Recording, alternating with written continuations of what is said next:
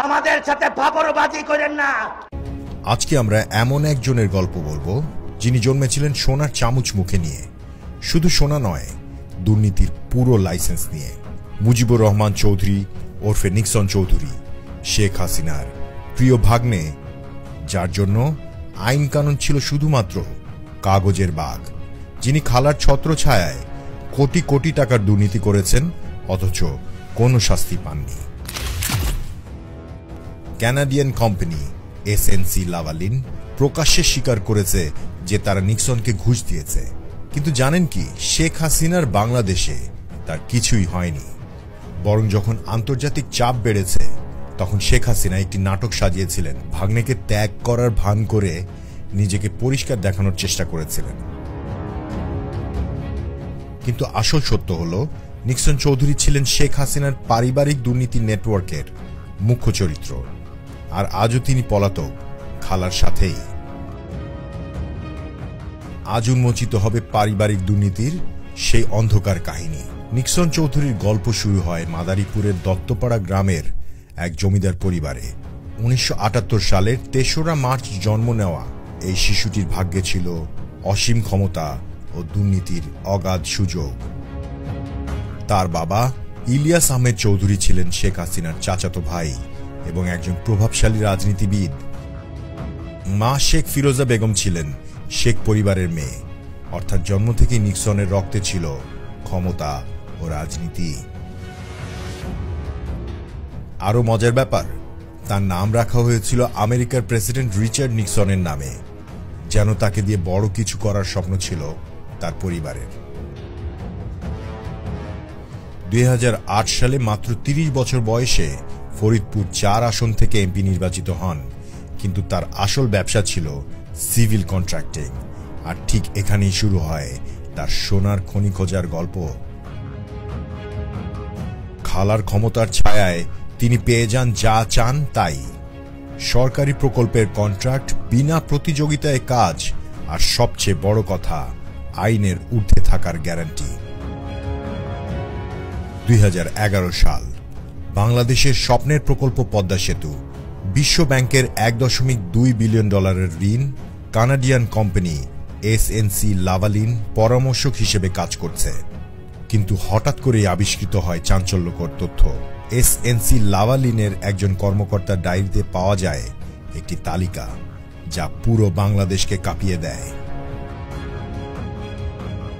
সেই ডায়েরিতে লেখা ছিল পদ্মা পিসিসি, 8% মিন, 2% Kaiser, 2% Nixon, 1% secretary and 1% Mushir Rahman. এই গোপন কোডের মানে কি ছিল জানেন? মিন অর্থাৎ যোগাযোগ মন্ত্রী সৈয়দ আবুল হোসেন, কায়সারের অর্থ ছিল প্রতিমন্ত্রী আবুল হাসান চৌধুরী, নিক্সন মানে আমরা সবাই বুঝতে পারছি আর কেউ নয়, মুজিবুর রহমান চৌধুরী, প্রধানমন্ত্রীর ভাগ্নে নিক্সন চৌধুরী। সেক্রেটারি অর্থ ছিল সেতু বিভাগের সচিব, মশির রহমান এর অর্থ ছিল তৎকালীন প্রধানমন্ত্রীর অর্থনৈতিক উপদেষ্টা মশিউর রহমান। অর্থাৎ পদ্মা সেতুর কন্ট্রাক্ট পেতে এসএনসি লাভালিন 10 থেকে 12% কমিশন দেওয়ার পরিকল্পনা করেছিল, আর নিক্সন চৌধুরীর ভাগ ছিল 2%।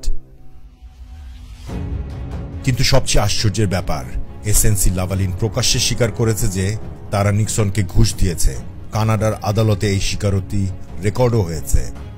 কিন্তু এত বড় কেলেঙ্কারি, আন্তর্জাতিক প্রমাণ, এমনকি অপরাধীদের স্বীকারোক্তি, কিন্তু নিক্সন চৌধুরীর কি হলো? কিছুই না। বিশ্ব ব্যাংক প্রকল্প থেকে সরে গেল, আন্তর্জাতিক মহলে বাংলাদেশের ভাবমূর্তি ক্ষুণ্ণ হল, কিন্তু শেখ হাসিনার ভাগ্নের একটি চুলও বাঁকা হলো না। কেন? কারণ তার পেছনে ছিল খালার সর্বোচ্চ সুরক্ষা। শেখ হাসিনার বাংলাদেশে পারিবারিক সদস্যরা ছিল আইনের ঊর্ধ্বে। 2015 সালে দুর্নীতি দমন কমিশন তদন্ত শুরু করে। 53 দিন তদন্তের পর তারা সিদ্ধান্ত দেয় কেউ দোষী নয়, এমনকি নিক্সন চৌধুরীও নির্দোষ। আরো মজার কথা, ঢাকার জেলা জজ আদালত সব সরকারি কর্মকর্তাকে খালাস দিয়ে দেয়, যেন এসএনসি লাভালিনের স্বীকারোক্তি, ডায়েরির প্রমাণ সবকিছুই একেবারে মিথ্যা। কিন্তু আসল সত্য হলো শেখ হাসিনা তার ভাগ্নেকে রক্ষা করার জন্য পুরো বিচার ব্যবস্থাকে ব্যবহার করেছিলেন। দুদকের ওপর চাপ, আদালতে প্রভাব, সবকিছুই পরিকল্পিত ছিল। দুর্নীতির অভিযোগ থেকে বেঁচে যাওয়ার পর নিক্সন চৌধুরী আরও উদ্ধত হয়ে ওঠেন। তিনি মনে করতেন খালার ক্ষমতার কারণে তিনি যা ইচ্ছা তাই করতে পারেন। 2014 সালের নির্বাচনের সময় তার আসল চেহারা প্রকাশ পায়। তিনি ফরিদপুর জেলা প্রশাসক, উপজেলা নির্বাহী কর্মকর্তা, নির্বাহী ম্যাজিস্ট্রেট এবং স্থানীয় প্রশাসনকে হুমকি দেন। একটি রাজনৈতিক সমাবেশে তিনি ফরিদপুরের ডিসিকে রাজাকার বলে গালি দেন। চর ভদ্রাসনের ইউএনওকে ফোন করে গালিগালাজ করেন, সরকারি কর্মচারীদের ভয় দেখান। কিন্তু এসব করেও তার কিছুই হয়নি, কারণ তিনি জানতেন তার খালা তাকে সবকিছু থেকে রক্ষা করবেন।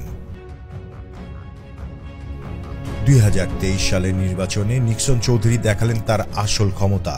মনোনয়নপত্র জমা দেওয়ার দিন তিনি ফরিদপুরে হাজির হন 250টি মাইক্রোবাস এবং 200টি মোটরসাইকেলের বহর নিয়ে। একটি খোলা গাড়িতে দাঁড়িয়ে তিনি শোভাযাত্রা করেন। পুরো এলাকায় যানজট সৃষ্টি হয়, জনগণের ভোগান্তি হয়, কিন্তু নিক্সন চৌধুরীর কিছুই যায় আসে না। নির্বাচন কমিশন তাকে তলব করে, কিন্তু তিনি নির্লজ্জভাবে বলেন, আমি তো কাউকে আমন্ত্রণ জানাইনি, এত মানুষ কোথা থেকে এসেছে আমার জানা নেই। এই মিথ্যা বলার সাহস কোথা থেকে আসে? আসে খালার অন্ধ সমর্থন থেকে। নিক্সন জানেন যে শেখ হাসিনার বাংলাদেশে তার কিছুই হবে না। এমনকি নির্বাচন আচরণবিধি লঙ্ঘের জন্য তাকে জরিমানা বা শাস্তিও দেওয়া হয়নি, কারণ তিনি শেখ হাসিনার ভাগ্নে। 2024 সালের 5 অগস্ট শেখ হাসিনার পতনের পর নিক্সন চৌধুরীকে আর দেখা যায়নি। গুজব আছে তারা খালার সাথেই ভারতে আশ্রয় নিয়েছেন, আবার কেউ বলেন পশ্চিমা দেশে পালিয়ে গেছেন। নিক্সন চৌধুরীর গল্প প্রমাণ করে যে শেখ হাসিনার শাসনামলে পারিবারিক দুর্নীতি কতটা প্রাতিষ্ঠানিক রূপ নিয়েছিল, যেখানে ভাগ্নে হওয়াই ছিল দুর্নীতির লাইসেন্স। আন্তর্জাতিকভাবে স্বীকৃত দুর্নীতিবাজ অথচ দেশে নির্দোষ। এর চেয়ে বড় ট্র্যাজেডি আর কি হতে পারে? আপনারা কি মনে করেন নিক্সন চৌধুরীর মতো পারিবারিক দুর্নীতিবাজদের কি শাস্তি হওয়া উচিত?